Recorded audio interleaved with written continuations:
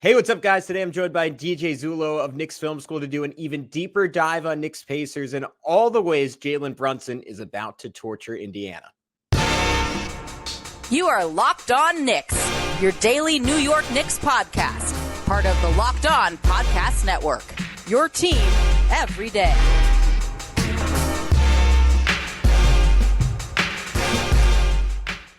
You are Locked On Knicks, your daily New York Knicks podcast. I want to thank you for making Locked On Knicks your first listen today. And every day, be sure to hit that notifications bell and that subscribe button on YouTube to ensure you never miss an episode, because you might have days like today where you have two different previews to go listen to. I'm Gavin Shaw, your favorite play-by-play broadcaster's favorite play-by-play broadcaster. We recorded one on Sunday, put out on Sunday with Tony East. If you haven't, check that out. I kind of consider that a part one to this episode's part two, where we sort of do a cursory dive on a bunch of different elements of Knicks Pacers, and we get the Indiana perspective from Tony, who hosts Locked On Pacers. And this one with DJ, he is a film guy. He is a deep dive sort of guy. So we go in on a couple of the most important aspects and just sort of get at the question, do the Knicks actually have enough left, purely from an energy and depth perspective, to win this series? So we get into all that right now on Locked On Knicks. All right, guys, as promised, I'm lucky enough to be joined by my good buddy, DJ Zullo. You can follow him on Twitter at DJ8NBA. He is a contributor to Knicks Film School in a myriad of ways: Twitter breakdowns, podcast appearances, a versatile all-star, my buddy. DJ, how's it going, man? Gavin, always a pleasure. It's good. Really sinking my teeth into this upcoming series. Still have a high cloud nine feeling after the Philly series. So it's good times to be a Knick fan right now. I feel like it's been an amazing series, a season that's still ongoing, which is all we can ask for at this point, right? Yeah, so that actually wanted to circle back one final time to Knicks Sixers to start, because I did like a not like your buddy Macri going 5 hours, but I did like a 40-minute solo pod that night. I was almost just so ready to be done. I was thinking, oh, maybe I'll do like a follow-up the next day, like kind of decompressing. And it almost took me 2 to 3 days to process, to calm down and kind of just settle into that feeling of relief. I know you did the film breakdown, if I remember correctly, of Game 6. What were Correct. your reactions to just sitting down, watching it, maybe just 10% less emotionally than when you were watching it live? Well, in terms of Game 6 specifically, it's going to sound more cliche and like not what I typically go to in terms of like X's and O's, but like it was just the effort, the grind, and the things that we've really come to really appreciate about this team, and what is really, in terms of like how I feel about them, like really like grabbed my heart, and like they have a stranglehold on me right now in terms of like what I feel about them. It was like it culminated, I feel like, in the Game 4 victory in Philadelphia, and then the Game 6. There are so many times in that third quarter that it just felt like they were on the ropes, and it was gonna take a run to keep them in, and then DiVincenzo would hit a three, and then in the fourth quarter McBride would hit a three, just with Brunson on the bench, just to keep the momentum going a little bit, or just stave off a push from Philadelphia. And just the answers, it's rarely pretty, but they always seem to have the answers. And then just the performance by Brunson himself, really, as the series went along, figuring out ways that he can get to his spots, involve his teammates a little more. There were certain points where it felt like even when he was scoring, like he wasn't finding that right balance, but I thought in Game 6 he really did. And the Philadelphia 76ers, man, they are, in terms of Brunson specifically, I know we'll talk about like how Indiana is going to try to contain him. They do a lot of things in terms of their length, their strength at the point of attack. And then Embiid, as a drop defender, just challenges Brunson in the areas that he's normally elite at, which is that like short mid-range area. So his ability to sort of like figure it out at the end and have enough in the tank to compete on the defensive end, just completely in awe, stunned, but continually to be so impressed by their effort and their ability to do it shorthanded. The Bojan injury continues, just like the run of just like bad news on the injury front. Mitch is still, I don't think, close to 100%. They just are a one in a decade maybe team in terms of their effort and their energy, and just like the ability to play these minutes and still have enough in the fourth quarter to win those minutes. It just it's really extraordinary. And I'm still like processing like what this team does on a day-to-day basis in terms of like the effort plus the execution plus the, it's really incredible. And they're going to be tested in the series because, Indiana is just going to do it differently, but they are going to test the Knicks in terms of their transition, their pace and all the things and the bodies they have, on the bench. So it'll be fascinating, but just the Knicks' ability to continue to play at this level, this energy, this, even their transition game continues to be like a big factor in how they can produce points. I'm in awe of it. And maybe I shouldn't be because it's just who they are. Yeah, I keep going back to the fact that Brunson finished the series with 4 straight 39-point games. And I almost think it was somehow under-discussed that coming into the series in the 9 or so games after Embiid came back, that was the best defense in basketball. Mm-hmm. And they threw everything they could at Brunson. It worked brilliantly for 2 games, specifically in terms of stopping Jalen Brunson. Obviously unlocked Josh Ray Allen Hart a little bit too much, but it was they like Nick Nurse, like whatever you want to say about him in terms of as a complainer, I thought he coached a brilliant series, and it's a testament to the Knicks that they got through it. It stood out to me that Brunson, I know John and Benji did a great job breaking it down in the Knicks Film School breakdown. He threw the pass that he didn't throw a year ago to Hart, and that trust was paid off as Josh has put the time in, like in a season where he came out and it just looked like a direct continuation of last year's playoffs, being afraid to shoot threes, not shooting them well when he did take them. And I've referenced this stretch of the year a lot, but I think it almost made the Knicks season when Brunson was out, Anunoby was out, Randall was out, and you just had these games. I think of that Mavs game that they ended up losing by whatever, like 15 or 20, but they made a run in the third and fourth quarter of that game where Josh Hart was just dribbling down and taking these pull-up threes. And I think those moments where his hands were tied, or I guess you could say untied, and like he just, like, there was no one else, and Tibbs just said, just effing shoot it. And he did, and it went in. And you could say, like, when he's confident, like, not a bad shooter, and that kind of played out down the stretch against the Sixers. This was going to be my final question of this podcast, but I'm going to make it my first one because I think it is the direct link between these two series. And that is just the idea of, do the Knicks have enough left in the tank? And that's a somewhat sacrilegious question because this is the team that is defined by somehow always having enough. They've been doing this in some form or fashion for months. Specifically, Josh Hart has been doing this for months. And yet it feels a little different with obviously Randall gone, to your point, Mitch hampered. Bojan felt like the final straw for me. And when I did the first part of this preview podcast yesterday, I kind of described this Knicks team as a walking corpse. And that sounds overly harsh. That doesn't mean I think they're going to lose against the Pacers. In fact, I think they're going to beat the Pacers, but just that there is an expiration date, and there might have been anyways, just because the Celtics are that good, but also because like with Bojan, there is just not quite enough guys left. And you lose that element of what Philly had with Buddy Hield, of a guy who can just come out and help you survive if you get off to a poor start and you're down by 20, or even if you're up by 20 and you just need some hot shooting to sustain that when another team makes a push. And Indiana does seem particularly well equipped to punish the Knicks in that respect, given their depth and given that they are the second fastest paced team in basketball, at least in the regular season. So I'll turn that over to you. It feels like the Knicks have some clear personnel advantages, maybe even some clear schematic advantages heading into this series. Do they have just enough bodies and energy to access that? And what kind of rotations are they going to have to get to win this series?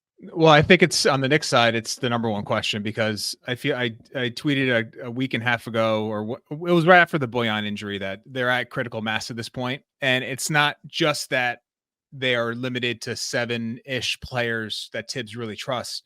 The fact is they can't withstand anything else on the injury front. So that to me is like, how many, if the series does go 6 or 7 games, what are the odds that there's not going to be another player on the Knicks that has something come up, another malady? So I think that to me it's impossible to predict, but it's the biggest worry I have is like, not only are they needing to just withstand 40 minutes by, several players on the team on a game-to-game basis, but they also just can't take another injury to anyone that is playing significant minutes. So that's a concern. That's a major piece of this. And I feel like Indiana, it's not just the fast break part of it, it is the early offense piece of it. There's in like the Milwaukee game 6, like there was early in the game, there was multiple times where Milwaukee scores and then Indiana has the ball with 2 feet in the paint with 19 on the shot clock off a make. So it is not like they're not creating a quote unquote fast break, but they're creating early offense and you are having to make quick communication decisions based on just a very fast-paced offense. So it worries to me that we're going to maybe go, hey, let's get Alec Burke in the game and see if he can give us 10, 12 minutes. Well, Alec Burks hasn't played in a month-ish. So I don't know if I trust him to be on the court having to communicate all those situations that Indiana is going to force him to, and then like defend a closeout when he's rotating, because they do a great job of getting you into rotation. And do I feel confident that Alec Burks can do that? I don't. So I think that is the conundrum here, is that I think Tibbs has his 7. I feel like you can make an argument that he has to just figure out a way to expand the rotation to at least one other player. But I think on the other side of it, I feel like in a close series, can you afford to, and look, if you're thinking long game, maybe game 1 is the time to do it. Like, let's give Alec Burks or even Achua a chance at the 4. Let's just see how it works. You could buy some minutes early in the series. If we're going to like maybe like tighten up the rotation as the series moves along, I buy that piece of it. And that's probably where I would like Tibbs to go in terms of like just making it a little more easy on the guys like Hart. Like maybe he's not playing 40 minutes. Maybe he's playing 36 game 1, and you figure out a way to get Burks in the game, and you could figure out a way to get Achua in the game. And I think he has some utility in the series as a switch defender, and especially against Siakam on a one-on-one side. So I feel like there's has to be something here to give this team a rest. But my biggest concern going into this is like, if this is going to be a 6-7 game series, and I feel like that's probably where I'm leaning in terms of how long it's going to go. I have a lot of, I'm not going to predict the Knicks are going to, wither in a long series, but it would not shock me if it happens, because as much as I started this talking about their grit and their determination and like the resiliency, there does come to a point where it's just too much. And it could be this Indiana team just being too much in terms of the pace, in terms of what they require to do mentally, because it's like that communication piece I referenced about Burks. It is a major, you have to communicate very quickly early. And that makes it that is much tougher if you're exhausted, if you're playing big minutes. So I feel like that is probably the biggest concern I have going into this. And I feel like it's a huge unknown. I am also worried about the Alec Burks minutes if we get those, especially on the defensive end. So it's not an easy decision here, but that's what happens when you lose your number 2, your co-star, you lose Bojan, you have Mitch being obviously compromised. It's where the situation they're in. There's no excuses being made. No one is feeling sorry for the Knicks, but the reality is they can't withstand another injury. And even if they don't, it's just a lot to ask that this team can go into another long series and not feel it, and not start to feel some of the impact on the negative side if it does go long. So that's, if we can talk X's and O's, and we will, but it's like, can they take another 6 and 7 games or 7 game series in a semis? I don't know.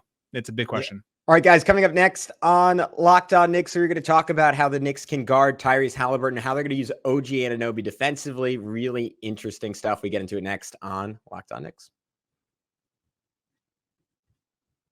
All right, game off. We got to pause here to talk more about Monopoly Go. I know what you're saying. Flag on the play. You already talked about that, but there is so much good stuff in this game. In Monopoly Go, you can game with friends for time tournaments where you work together to build up each other's boards. The more you win together, the more awesome prizes you unlock, and there's so much more to get. Unique stickers you can trade with friends to complete albums for big prizes. Cool new playing pieces to travel the board with. Hilarious emojis for taunting friends when you smash their buildings or heist their vaults. Plus, Monopoly Go feels new and exciting every day with constantly changing tournaments and challenges. A ton, including their own unique mini games like Digging for Treasure or Robot Panchico Machine. And there's always new timed events that help you win big, like massive multipliers for everything you win or rent frenzies. There's always something fun to discover in Monopoly Go. So get off the bench and go download it now. Free on Google Play or the App Store. Game on. Moms are gifts, so give her the best this Mother's Day. Get gifts as thoughtful as she is with DoorDash. Select from hundreds of expertly crafted bouquets, the best of tech to self-care essentials and more, delivered right to her door. Pair flowers with a gift card so she can celebrate any way she wants. Is she a bookworm? Try a bookstore gift card. Does she love a good latte? Get a gift card to her favorite coffee shop. You can't go wrong. Shop with savings that would make her proud with a Dash Pass membership. You'll save with a $0 delivery fee and reduced service fees on eligible orders from Dash Pass merchants that meet the minimum subtotal. Other fees, including service fees, apply.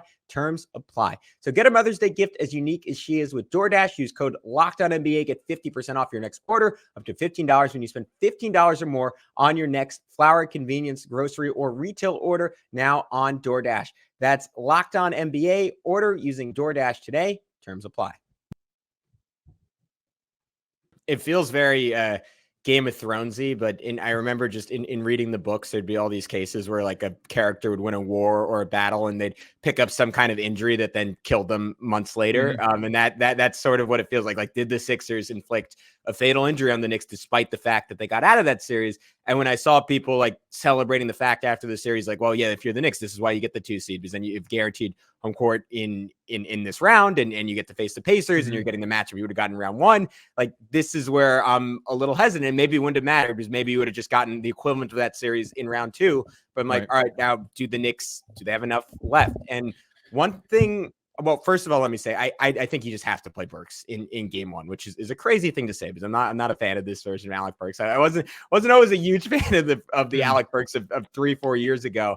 I don't see another option than just trying it. And if it's a disaster, I think you have enough to overcome that. The Knicks have shown the ability to bounce back from bad minute stretches.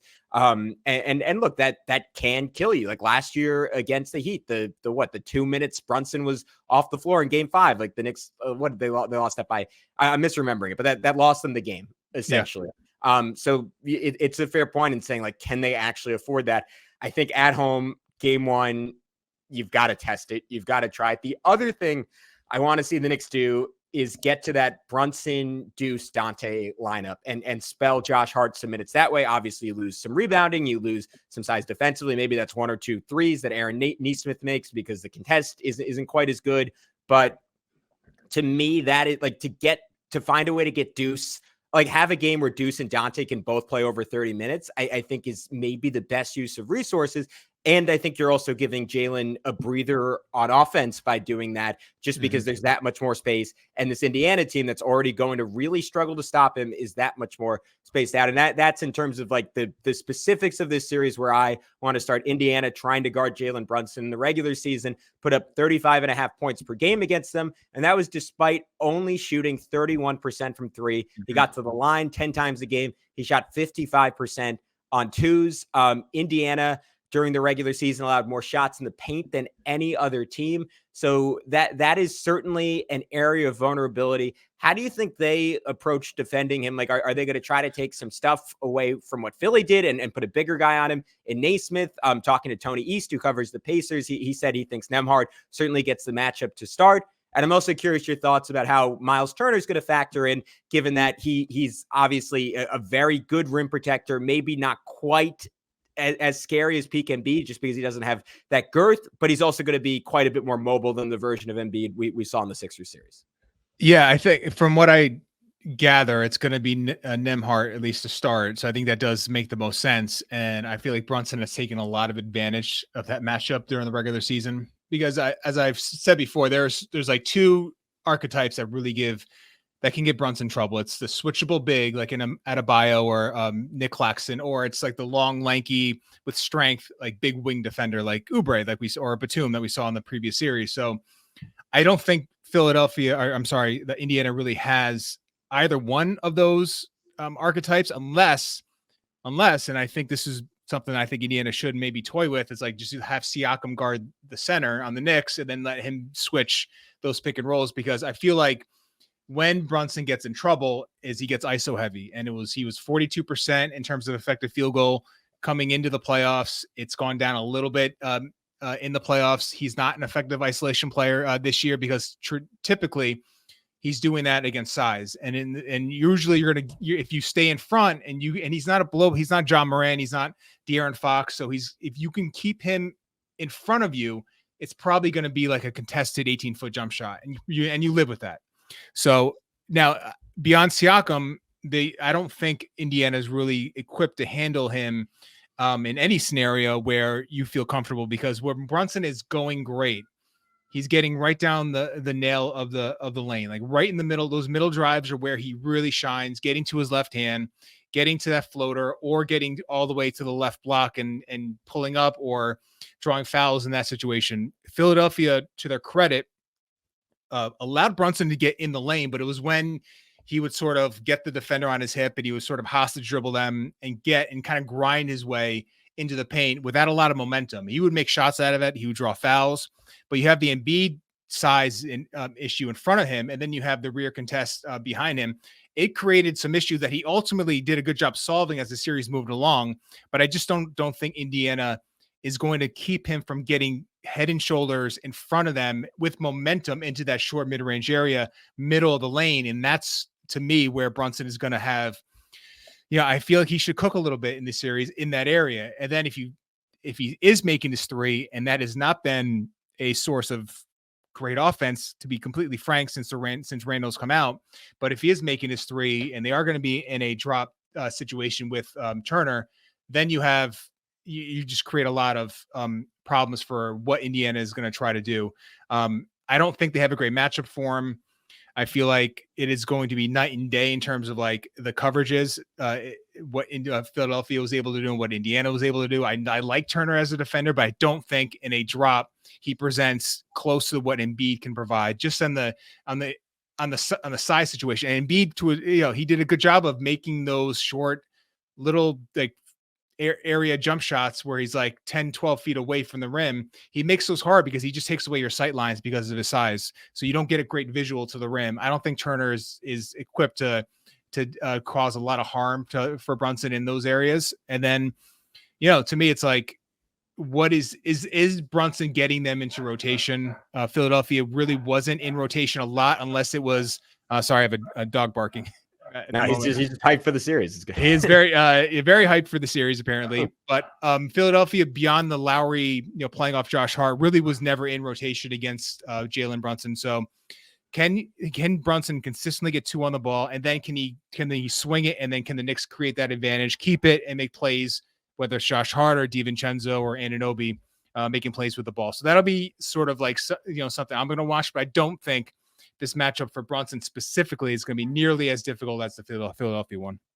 I gotcha. And how do you think the rest of the Knicks can take advantage of the Pacers? I mean, if they devote that extra attention to Jalen Brunson, if they start off the series playing kind of junk defenses and have Josh Hart's man fly over, we saw Anunoby. To me, this is one of the biggest things. If he can keep this up, his ability to just scrape out just enough bully ball drives, step back mid-range twos. Like I thought that was the difference the final 3 games of the series, that either Tibbs just drilled it into his head or he kind of took it upon himself, because they needed someone like that, with Bojan not playing those minutes. And Anunoby said, all right, I'm going to do everything I was doing in 36 minutes, play an extra 10 minutes, and then try to replicate what we would have gotten from Bojan Bogdanovic on offense. So where else are you looking for Knicks to find offense against the Pacers? Yeah, I think you're going to see, Josh Hart, maybe not as extreme in terms of playing off him, but he's going to have to make plays with the ball in his hands. And it's going to be a lot of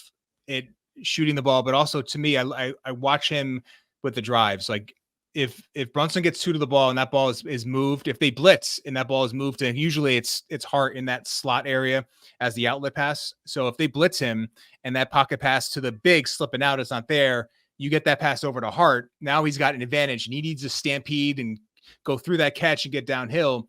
And this is where you talked about, like, early in the season, like all the responsibility that Hart had with all the injuries. This is where you're kind of reaping the benefits of that, because you're getting a guy that is passing at a level that he has never done in his career, based on a lot of the reps earlier in the season. So I have confidence that A, he's going to shoot at a decent level. B, more importantly to me, that he's going to affect it with the drive, and then it's the drive and kick game. And he's the only player on the Knicks that pushes any sort of pace on a transition for other players. Like Anunoby is a really good transition player for himself.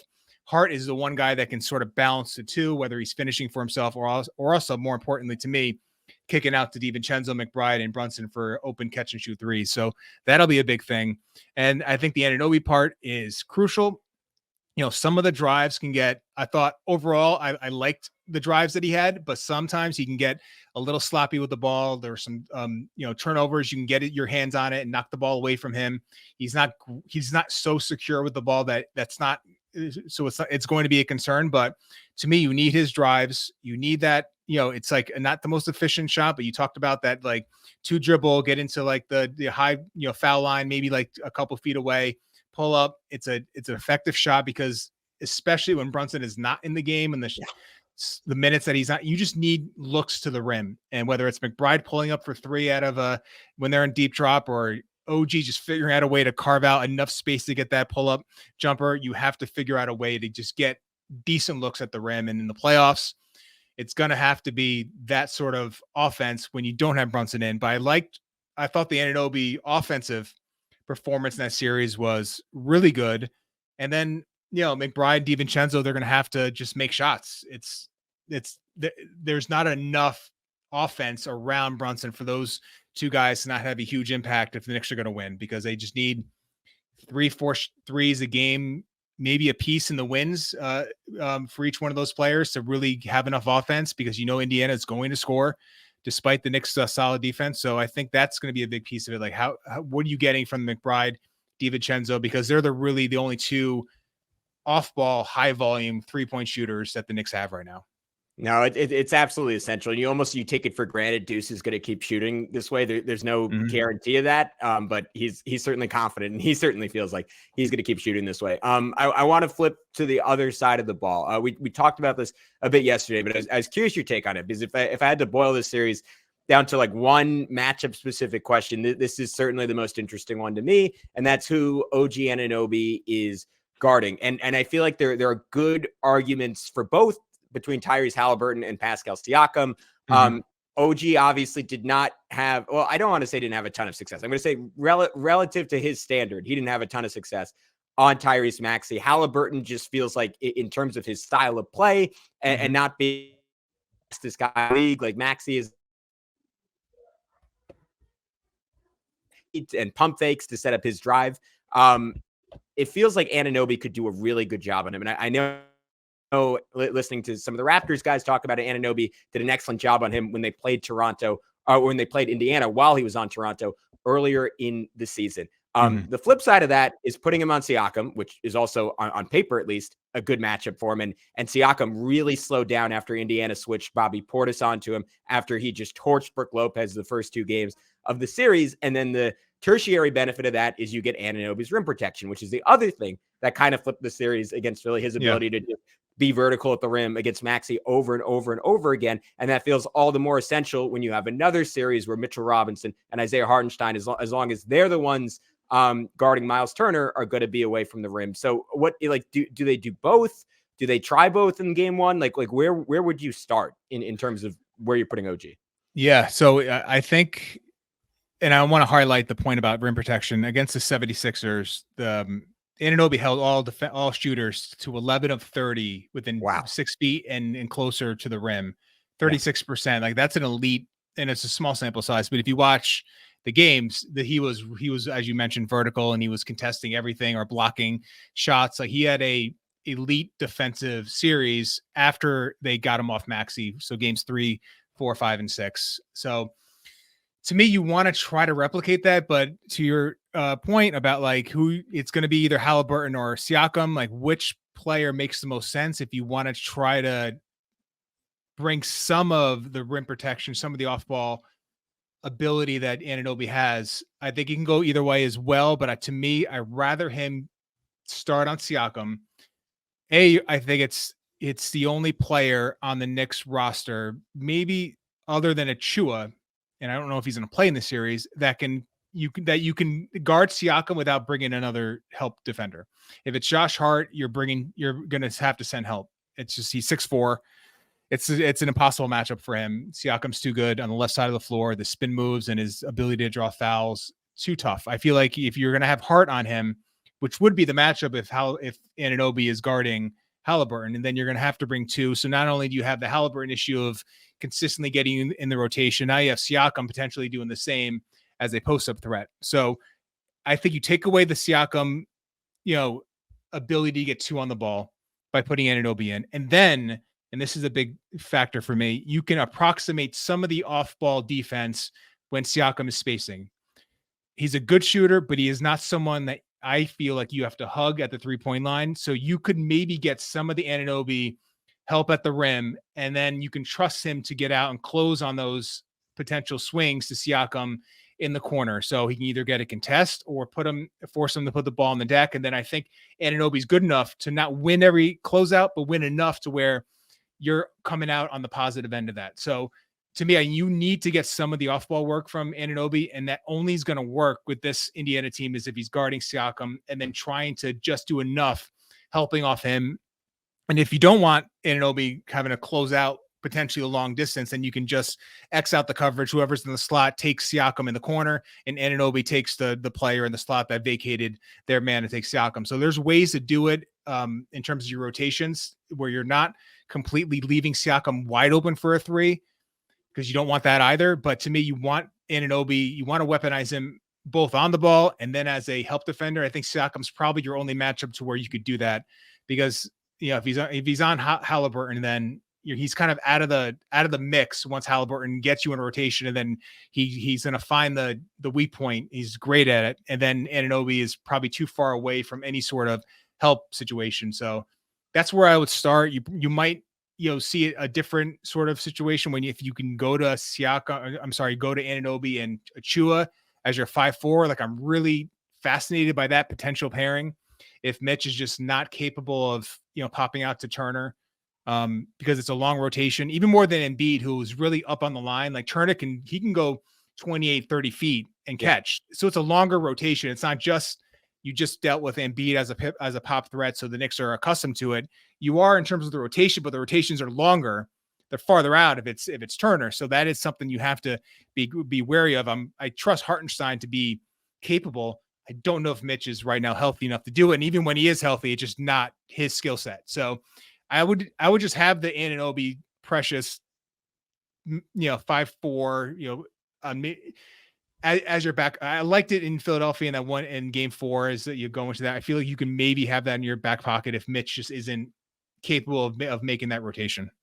Yeah, I think it's a great point. And to me, this is something that I'm not super worried about as the series goes along. I'm interested in game 1 in particular, just the muscle memory of guarding Maxey and how they played in game 6, where they were just swarming him, and how 1, you don't need to do that against Haliburton. 2, you just can't do that against him because he's just a dramatically better passer than Maxey, top 2-3 passer in the league at worst.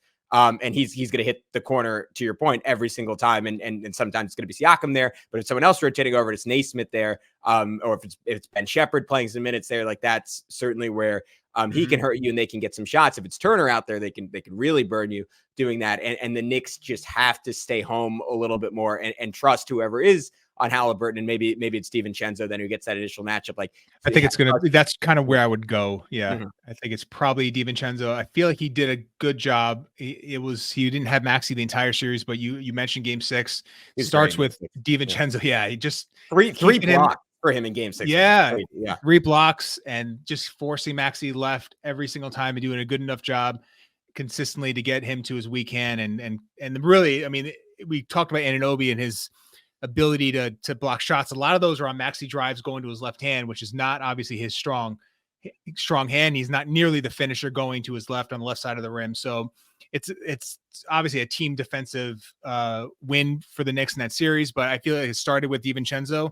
So I would feel confident that he would be disciplined enough to, if you're going to weak Haliburton, it's going to be also to his left hand, because you're probably not, Haliburton at his peak, you're worried about like not only the pass, but like the step back was so lethal, like midway part of the year. And, in season tournament run, he was impossible to guard because you had that just like hanging over your head. Like, yeah, he can just step back at any point and it's a, 40% 3-point look. He's not, whether it's a hamstring or just regression, he's not there yet right now. So I feel you could be comfortable enough to like take away some of the scoring ability for Haliburton in the half court, and DiVincenzo, I feel like, could do it a good enough job. And then you have obviously McBride, who'll take the Haliburton assignment when he enters. All right, we can keep this short because I know we're running a little low on time, and we talked about this in depth yesterday. But you were talking about Indiana's pace. I mean, not just off misses, off makes. They have the fastest pace in the entire NBA. We're slowed down a little bit by the Bucks being incredibly plotting.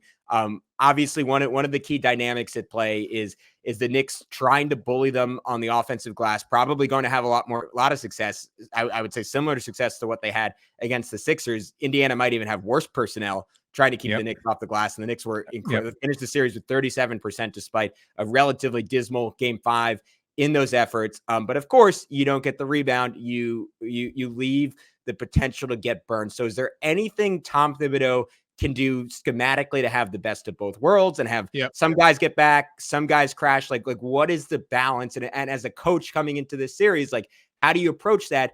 Like just understanding the reality that like this Knicks offense is just not going to score enough points if they don't get those offensive rebounds. Yeah, it's a good point. And I think the way the Knicks, they don't do it all the time, but there's like a concept of like when you crash, you're crashing to tag. And basically what you're doing is you're taking it, and Achiuwa's great at this. Anunoby was good, had some nice moments in, I think it was Game 4, doing this, where you're sort of like picking out your transition assignment and then pushing them under the rim to try to get in position for the offensive rebound. And if you don't get it, you've already locked up your assignment.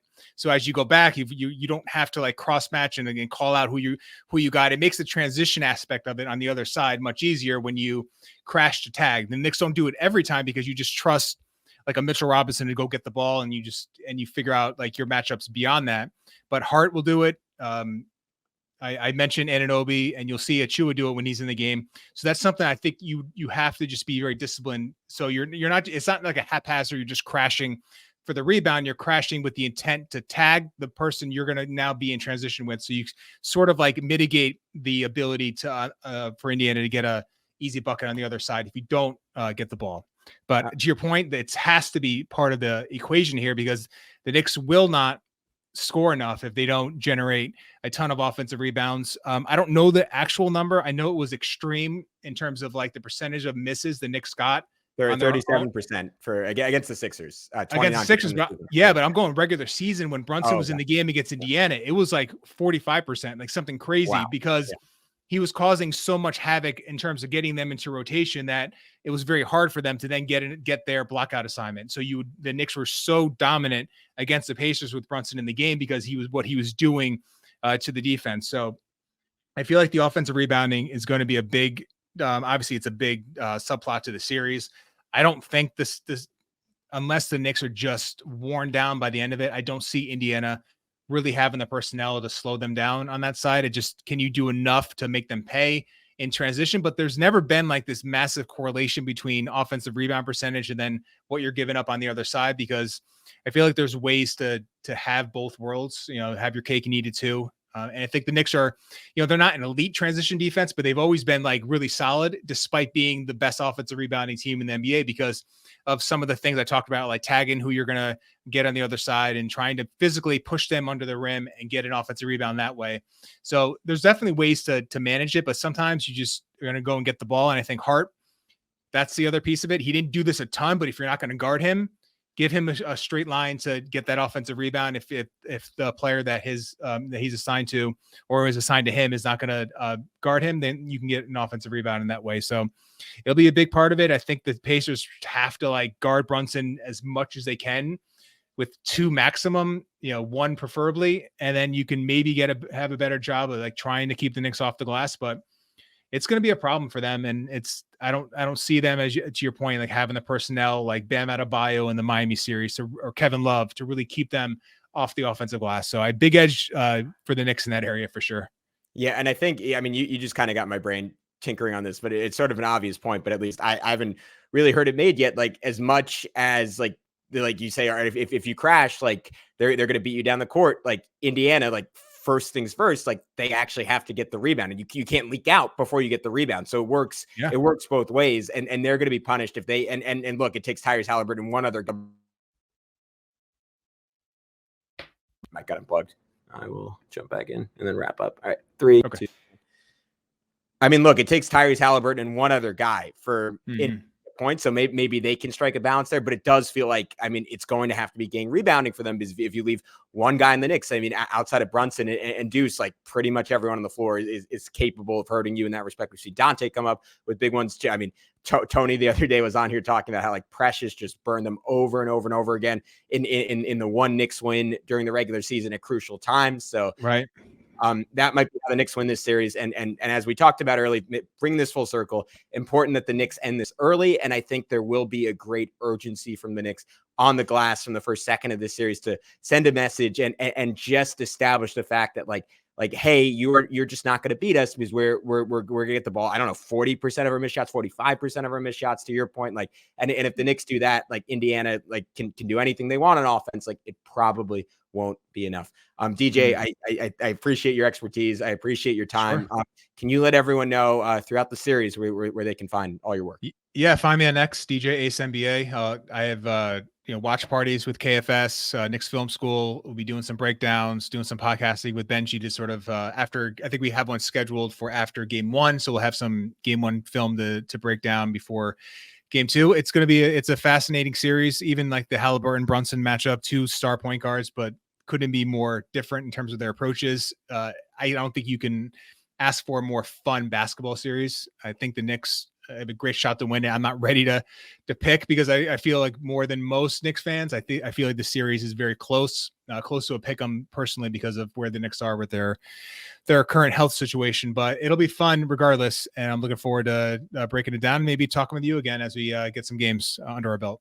Yeah, I hope so, man. I always like to tune in when you and Benji are on those post games. You guys both have just an incredible ability. Like, obviously, like I can Tom Thibodeau it and watch the film 4 times. You guys have a great ability to see it in real time, and that's super valuable and a great asset to Knicks fans. He's DJ. I'm Gavin. Next time we talk, it'll be after Game 1. Until then, we'll see you soon online and of course on Knicks Film School.